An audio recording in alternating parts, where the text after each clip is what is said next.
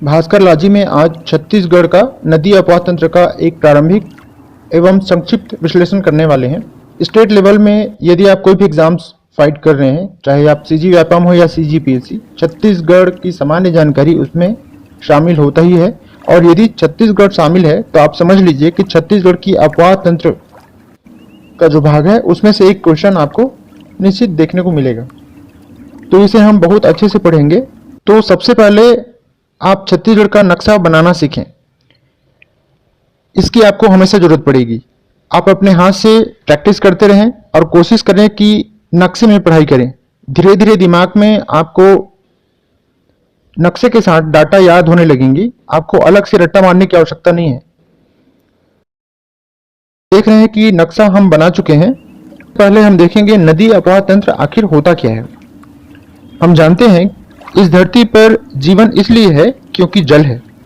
जल से ही उत्पन्न है सभी और जल पर ही निर्भर है सभी।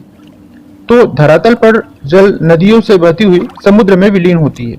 ये नदियां किसी उच्च भूमि पहाड़ी स्थल से स्वयं प्रवाहित होती रहती है।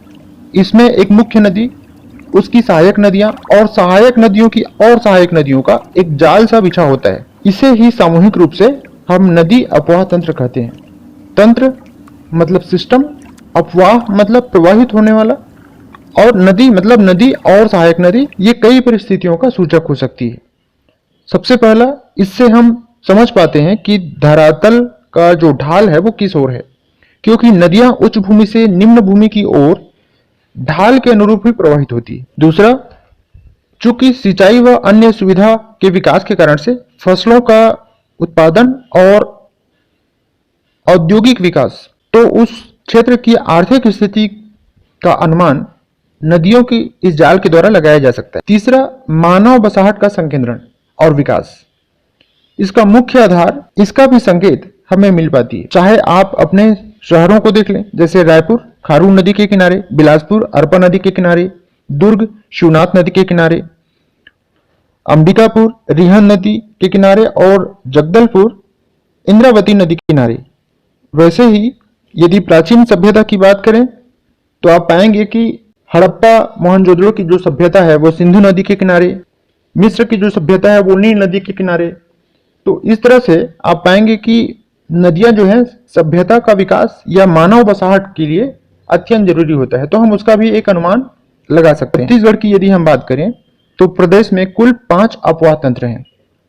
पहला अपवाह तंत्र है वह छत्तीसगढ़ के मैदानी क्षेत्र को सिंचित करता है। इसमें जितने भी मैदानी जिले हैं वो शामिल हैं। दुर्ग, रायपुर और बिलासपुर के लगभग सभी जिले इसमें शामिल हो जाते हैं। इस अपवाह तंत्र का जो नाम है वह यहाँ की जो जीवन रेखा नदी है, महानदी, उसके नाम पर महानदी अपवाह तंत्र के नाम से जाना जाता है। इसमें मुख्य नदियां महानदी और उसकी सहायक नदियां जैसे शिवनाथ नदी, हसदेव नदी इत्यादि शामिल हैं। इन सबका तो हम विस्तार से अध्ययन करेंगे आने वाले अलग क्लास। महानदी अपवाह तंत्र सभी अपवाह तंत्रों में प्रदेश का सबसे बड़ा अपवाह तंत्र है। यह लगभग 77,400 स्क्वायर किलोमीटर को कवर करता है, जो कि कुल क्षेत्रफल का 56.15% है। महानदी के माध्यम से बंगाल की खाड़ी में विलीन हो जाती है। इसके बाद का जो दूसरा बड़ा अपवाह तंत्र है वह है गोदावरी अपवाह तंत्र। गोदावरी की एक सहायक नदी है इंद्रावती नदी, और साथ में एक और सहायक नदी है शबरी नदी। वस्तुतः प्रदेश का जो दक्षिणी भाग है, आप कह सकते हैं संपूर्ण बस्तर संभाग से यह प्रवाहित होती हुई गोदावरी में विलीन हो जाती है। इस अपवाह तंत्र में इंद्रावती और उसकी सहायक नदियां जैसे कोटरी नदी, गुड्रा नदी, नेवरा नदी, नारंगी नदी जैसे नदियां शामिल हैं। गोदावरी नदी की जो एक सहायक नदी है शबरी नदी, वो प्रदेश का दक्षिणी पूर्वी सीमा का निर्धारण करती है। गोदावरी अपवाह तंत्र प्रदेश का लगभग 36,500 स्क्वायर किलोमीटर को कवर करती है, जो कि कुल क्षेत्र का लगभग 28.64% है। प्रदेश का उत्तरी भाग गंगा नदी की सहायक नदी, सोन नदी का सहायक नदियों का प्रवाह क्षेत्र है, अतः इसे सोन नदी अपवाह तंत्र कहते हैं। इसमें मुख्य नदी कन्हार है, जो कि प्रदेश का उत्तरी पूर्वी सीमा का निर्धारण करती है। रिहन नदी सरगुजा का जीवन रेखा कहलाता है एवं गोपद, नयूर, गोपद जैसे नदियां इसमें शामिल हैं। यह प्रदेश का 18,800 स्क्वायर किलोमीटर को कवर करता है, जो कि कुल क्षेत्रफल का 13.63%। इसमें सरगुजा जिले के लगभग सारे जिले शामिल हैं। चौथा अपवाह तंत्र है ब्राह्मणी नदी अपवाह तंत्र। ब्राह्मणी नदी अपवाह तंत्र की एक सहायक नदी है शंख नदी। यह नदी प्रदेश का जो उत्तरी पूर्व क्षेत्र है, आप कह सकते हैं जसपुर जिले का जो कुछ भाग है, उस भाग से बहती हुई ब्राह्मणी नदी में जाकर समाहित हो जाती है। यदि क्षेत्रफल की दृष्टि से देखें तो भूभाग का 1.03% अर्थात 1042 स्क्वायर किलोमीटर को कवर करती है। पांचवा नदी अपवाह तंत्र है नर्मदा नदी अपवाह तंत्र।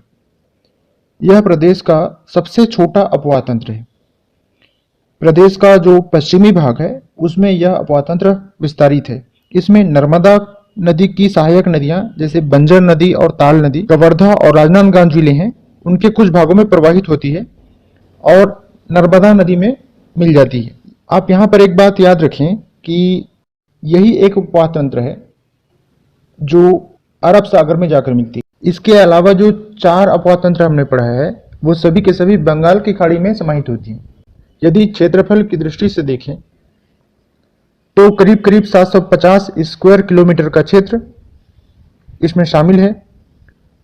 यह भूभाग का 0.55% क्षेत्र को कवर करती है। तो आज की क्लास में जो हमने 5 अपवाह तंत्र पढ़े छत्तीसगढ़ के, नदियों का जो अध्ययन है वो हम विस्तार से करेंगे अलग अलग आने वाले क्लासेस में। तो आज के क्लास में बस इतना ही। आपसे मिलेंगे अगली क्लास में।